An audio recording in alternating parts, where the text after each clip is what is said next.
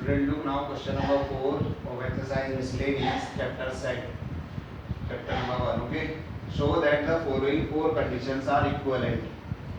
ये चार कंडीशन है कि A subset of B A minus B equals to five A union B equals to B A intersection B equals to A.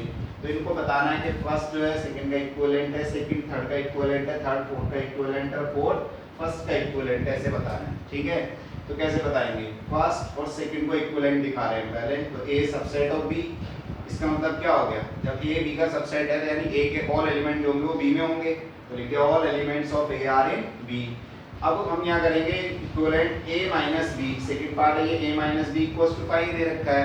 तो जब a के element b में है तो a माइनस b का मतलब क्या होता है? a के वो एलिमेंट जो b में नहीं है, वो तो a के तो सारे एलिमेंट उसमें आ रहे b में, इसका मतलब कोई भी नहीं है वहाँ पे, तो इसका मतलब क्या हो गया? ये 5। ठीक है, इनका सबट्रैक्शन क्या हो गया? डिफरेंस क्या हो गया इनका? 5 के इक्वल, यानी फर्स्ट कंडीशन सेकंड कंडीशन के इक्विवेलेंट है।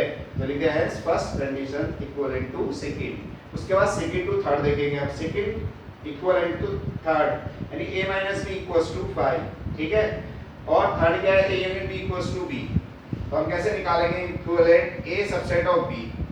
ठीक है, कि a जो b का सबसेट है a minus B equals to 5 में, तो जब a b का सबसेट है तो इसका मतलब हो गया जो a के एलिमेंट है और जो b के एलिमेंट है, यानी a के एलिमेंट b में पाए जा रहे हैं, a के एलिमेंट ये सबसेट ऑफ b है तो a के एलिमेंट b में पाए जा रहे हैं। जब a के एलिमेंट b में पाए जा रहे हैं इसका मतलब जब उनका यूनियन निकालेंगे तो पूरा का पूरा सेट क्या बन जाएगा? b बन जाएगा, यानी a यूनियन b किसके इक्वल आ जाएगा? b के इक्वल आ जाएगा। इसका मतलब सेकंड जो है वो थर्ड के इक्विवेलेंट है। ठीक, अब थर्ड टू फोर्थ निकालते हैं। a union b equals to b, तो a intersection b equals to ये बताना है, तो a union b equals to b है। अब इक्विवेलेंट दिखाया a सबसेट ऑफ b, जब a जो है b का सबसेट है तो जब इसका इंटरसेक्शन निकालेंगे इंटरसेक्शन b, तो a के एलिमेंट तो आएंगे, कॉमन एलिमेंट तो आएंगे इंटरसेक्शन में, तो वो आगे इक्वल्स टू a। इसका मतलब थर्ड जो है वो फोर्थ के इक्विवेलेंट हो गई। ठीक, उसके बाद फोर्थ टू फर्स्ट निकालेंगे। अब a intersection b equals to a लेंगे, a सबसेट ऑफ b, तो we have a intersection b equals to a implies that a is a subset of b। ये तो मतलब जब a जो है और b का इंटरसेक्शन निकालते तो a के इक्वल आ रहा है, इसका मतलब a के एलिमेंट जो है वो b में है, तो a सबसेट ऑफ b, इसका मतलब फोर्थ भी फर्स्ट के इक्विवेलेंट हो गया। इसका मतलब has first equivalent to second, second equivalent to third, third equivalent to fourth. इस तरीके से आप शो कर देंगे 4 के 4 रिजल्ट को। ओके स्टूडेंट,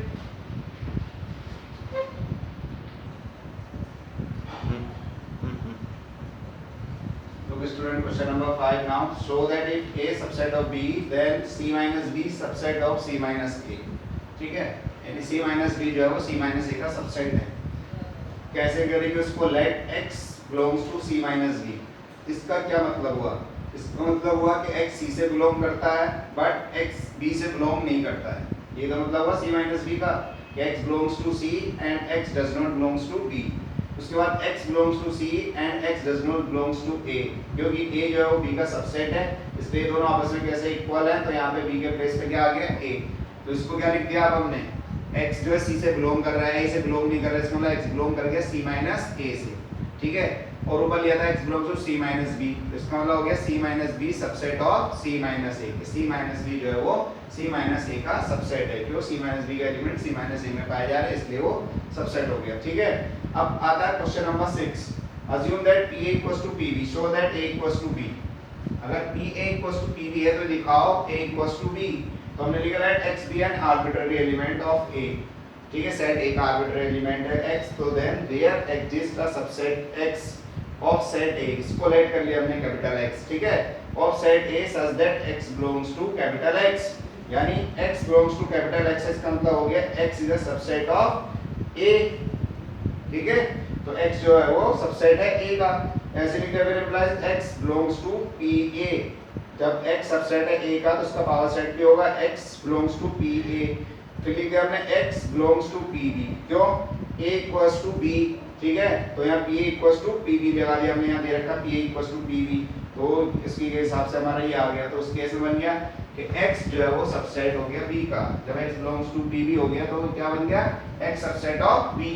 अब x belongs to b कर गया। ठीक है, hence x belongs to a implies that x belongs to b, यानी a is a subset of b। पहली कंडीशन बन गई। उसके बाद लगाया फिर से हमने दूसरा पार्ट लिया again now let y be an arbitrary element of p that there exist a subset y, इसे भी लेट कर लिया हमने capital Y of set b such that y belongs to capital Y, ठीक है। तो y is a subset of p, तो लिख दिया y बिलोंग्स टू pb, इसको लिख दिया। अब pb के प्लेस पे क्या लिख दिया pa, क्योंकि pa इक्वल्स टू pba यहां लिख दिया हमने यहां पे, तो y बिलोंग्स टू pa। अब pa से बिलोंग कर गया तो y is a subset of a और y belongs to a, hence y belongs to b implies that y belongs to a, तो इसका मतलब b is a subset of a। Equation number second आ गई, first ये a b का subset है और b a का सबसेट है, तो इक्वेशन 1 और 2 से क्या हो गया, therefore a equals to b। इस तरीके से आप प्रूव करेंगे। Okay student.